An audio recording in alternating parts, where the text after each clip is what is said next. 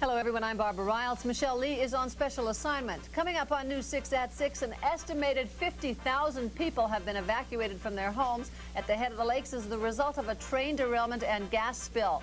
Douglas County, the site of the derailment, has been declared an emergency area by Wisconsin's governor, and the National Guard in both Minnesota and Wisconsin have been activated to assist in this emergency. We'll have details next on News 6 at 6. You're watching KBJR, your 24-hour news channel.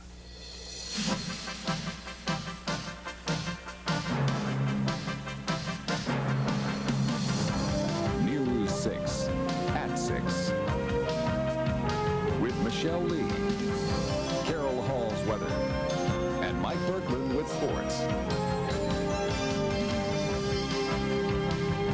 The news starts now. Hello everyone, thanks for joining us. Benzene gas from a train derailment spread fear and fumes across the Northland today. At least 22 people have gone to hospitals after inhaling those fumes. The chemical benzene spilled into the Nemadji River during a train derailment along State Highway 35 just after 2:30 this morning. A Burlington Northern Railroad car plunged into the Nemadji River during the derailment, spilling the benzene. A huge white cloud hung over the area, forcing Douglas County emergency personnel to order the evacuation of all residents within 1.5 miles of each side of the river. Highways 2 and 53, as well as Highway 35, were closed to traffic because of the accident. Minutes later, residences on Superior's south and east side were evacuated. As the cloud moved closer to Lake Superior, Duluth police ordered the evacuation of Park Point because of fears the fumes had reached the area. The spill eventually forced the evacuation of thousands of people in the Twin Ports and the surrounding area. Many downtown businesses closed for the day, and employees were told to go to higher ground away from the downtown area. Most of the main streets were soon clogged with bumper-to-bumper traffic. National Guard units in both Duluth and Superior were mobilized to help in connection with these spills. The units assisted in the evacuation of nursing homes and hospitals and were on hand to provide security if needed. Wisconsin Governor Tommy Thompson declared a state of emergency in Douglas County as a result of the spill, and Minnesota Governor Arne Carlson also canceled his conferences around the state and is currently in Duluth. Those evacuated are now returning to their homes. Duluth City Administrator Carl Nolenberger lifted the evacuation process in Duluth at 3:30 this afternoon for all of northeastern Minnesota. Michelle Lee is standing by live at the Miller Hill Mall with a report on the exodus from areas over the hill and back to the downtown area. Michelle. Thank you, Barbara. As you can see, the exodus back to the city of Duluth is continuing at this hour. That is the DTA, the Guard, and volunteers transport people back to their homes this evening. Now, an estimated 40, possibly as high as 80,000 people were evacuated from the Duluth area earlier today with that benzene spill. People who had left their homes, many voluntarily, to escape that the threatening cloud of benzene that hung over the Twin Ports area. As I've said, traffic has been moving orderly tonight with few reports of problems. Now, just 10 minutes ago, an interesting thing happened here behind us. The county prisoners were being escorted in a city bus back to the city jail in downtown Duluth. They had an escort before and after them. Very impressive indeed. An important note for people to know tonight is that they're still being urged not to call the 911 comm center in St. Louis County unless extreme emergency. They want to keep those lines open in the event of medical or other calls for help. Now, earlier at the comm center, where there was a news conference, state officials, city and county officials declared the all clear, as you said, at 3:30 this afternoon for Duluth and parts of Carlton County, which were evacuated. That following 0 levels of reading for the benzene gas. Officials on all levels of government applauded the Northland's effort, both community members and emergency personnel, for their handling of this challenge of this disaster. Again, people are now returning to the city of Duluth. Traffic is moving smoothly with no apparent problems or accidents that we can see. Reporting live near the Miller Hill Mall, I'm Michelle Lee, News 6. Michelle, you were at the comm center and were returning. You stopped at the Miller Hill Mall. Was there a particular reason for that? Were you able to move freely, or was traffic back to back, or just exactly what stopped you at that point? No, traffic is moving quite smoothly. We did want to position our cameras so people could see that the traffic has changed dramatically since earlier today. It is moving smoothly with no apparent problems to the downtown Duluth area. Back to you, Barbara. Thanks, Michelle. The actual effects of what this spill could do to the environment here in the Northland are really still unknown. Officials from the Environmental Protection Agency as well as the Minnesota Pollution Control Agency have all been working in tandem to keep this damage to a minimum. Joining us now are Chuck Williams, Director of the Minnesota Pollution Control Agency, and Deputy Commissioner Cindy Jepson to tell us what kind of effect this spill will have on the Northland. And before we get into that, the reason you're here is because the MPCA, it is rare to get the both of you together, the MPCA was going to have a special meeting in Duluth today, and you were all here, Chuck? Yes, I had my whole executive staff here and much of my technical staff because at 1 o'clock this afternoon we were scheduled to have our board act on the rules for aquaculture and act on the 3 permits for potlatch. That, of course, has been postponed now until... Yes, I believe... Monday, Cindy? The meeting will be Monday. We anticipate that it will be held at 1 p.m. in the afternoon at the deck, but people should stay tuned to find out for sure. Now, Chuck, you have first-hand knowledge of the evacuation because you were evacuated twice. Tell us about that. Well, the first time was off of Park Point, and I guess it's just one of those times again where I'm proud to say I'm from northern Minnesota, and we reacted the way we do up here in crisis. Everyone was calm. I was really impressed with the traffic. Both times I was asked to leave where I was stationed, and it just amazed me because there was no anxiety. I drove normally. People were one at a time at stoplights and stop signs the way they normally do, and it was just great. And what I remember about us Northerners in times of crisis. Cindy, can you give us some understanding of just exactly what is benzene and what it's used for? Sure, Barbara. Benzene is an organic compound. It's highly volatile. It's a substance that disperses with air, and air quality is what we've been primarily concerned about here in Minnesota, and our staff will continue to monitor. Benzene is used for a number of different things. It's used in the manufacturing of rubber. It's also used in the formulation of gasoline, and it's a solvent. And so the kind of odor that you get from paint is, or cleaning of paint materials is what you would smell with benzene. The actual spill area is, of course, out of your jurisdiction because it's in Minnesota, but you are monitoring the air. How do we know when the air level of toxicity in the air is all right for us to send the people home again? Well, we have scientific monitoring equipment, and as a matter of fact, one of our top folks came up several hours ago from St. Paul just about the time they were lifting the band and was monitoring the air as he drove up, and he read zero detect, on this side of the river. Now, we understand at this time there are some areas over in Superior where there's still some concern, and I would advise people to stay tuned.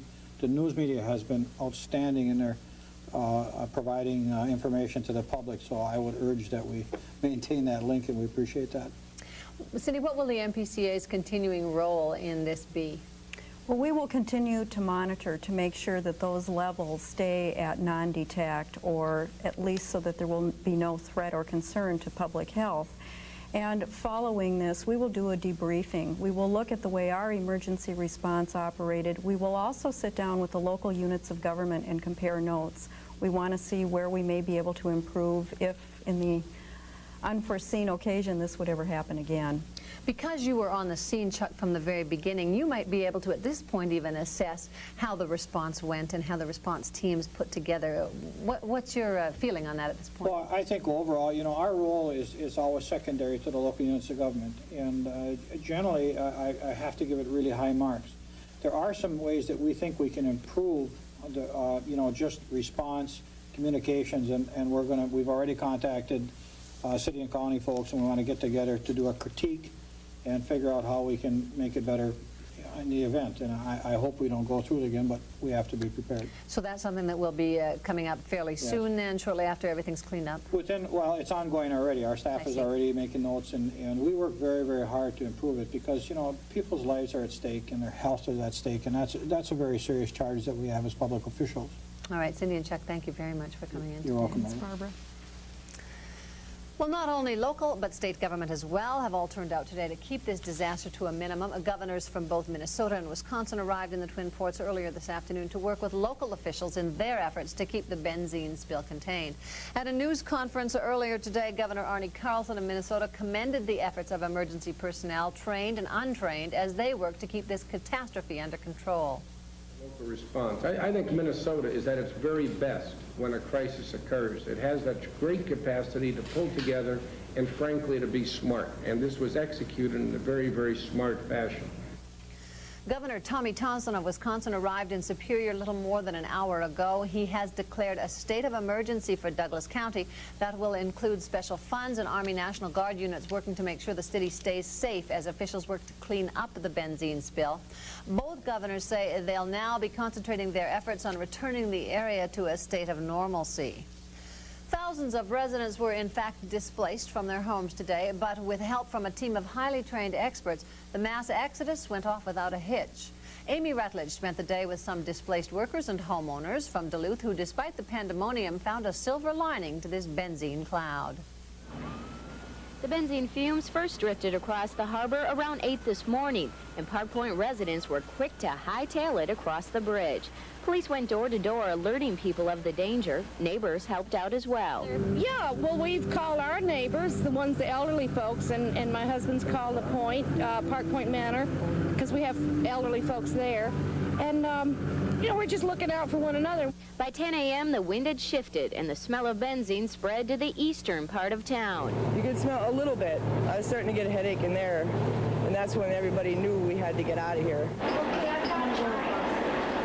At Lakeshore Lutheran Nursing Home, the scene was hectic. City buses were called in to assist with the evacuation of more than 200 residents, many of them in wheelchairs.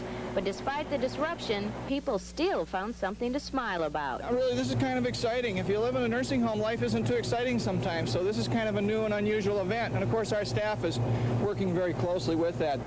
Not knowing how long they'd be gone, employees also brought food with them to a nearby shelter. At Central High School, residents arrived by the busload and carloads, and many of them understandably shaken and scared. I started noticing about 7 o'clock, and my husband couldn't believe me. He thought I was kidding, and finally we heard it over the radio, and we grabbed the dog and went. Have you notified your parents that they are here? Okay.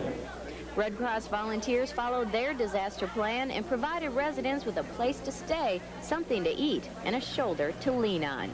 In Duluth, Amy Rutledge, News 6. For the past 2 hours, city buses have been up and running, returning residents to their homes in Duluth. DTA officials say they expect the process to take quite a while tonight, but by later this evening, all Duluth residents should be returned to their homes. The Salvation Army is offering food and shelter to any Superior residents who have not been allowed to return to their homes. Anyone in need should go to the Salvation Army Center on 27th Avenue in Duluth. Still ahead on News 6 at 6, Wisconsin Governor Tommy Thompson declared a state of emergency in Douglas County. We'll have a live report on that from Superior, and we'll look at the health risks involved with benzene. From Ely to Drummond, this is News 6 at KBJR. What's the best thing about American Family? The last finishing detail at one low price. For a free estimate, call today. Wisconsin Governor Tommy Thompson declared a state of emergency in Superior and Douglas County as a result of the train derailment. The governor flew to Superior to get results of that spill firsthand. Dave Jench is standing by in Superior with a breaking new development. David, what's going on? Well, Barbara, as you can see behind me, the news conference is beginning that we had talked about at 5 o'clock, that news conference as to whether or not people in Superior can go back to their homes, those who've been evacuated. And I can brief you on on what happened at the earlier news conference in a moment, but I think we should talk about this new development. And I've got Public Works Director Jeff Vito here, who has agreed to step out of the news conference, which is just beginning, and fill us in. Jeff, what's the word? Can people begin going home? Yes, they can. We just got through meeting with all of the officials involved in this, and we're going to allow the people to go back home, with the exception that the elderly, anybody who has breathing problems should take extra careful precautions at this point in time. But we are going to open the city back up and let people go back to their residence. What about the security zone, the area around the spill? What is the status there? The security zone is going to be closed for the evening. There's a curfew on it that I believe goes into effect at 9 p.m. and we will not let anybody in the area. It's approximately an area 5 miles by 6 miles from the center of the spill. And again, why the delay between they allowed people back in Duluth an hour or so ago? Why the delay for the people south of Superior? Well, we were still getting reports of odors and the sight of fumes within the air. So to be absolutely sure that there was no danger for the public, we wanted to get out and do some more air monitoring, and the results of that air monitoring indicate that it's safe for everyone to go back. All right, Public Works Director Jeff Vito, thank you.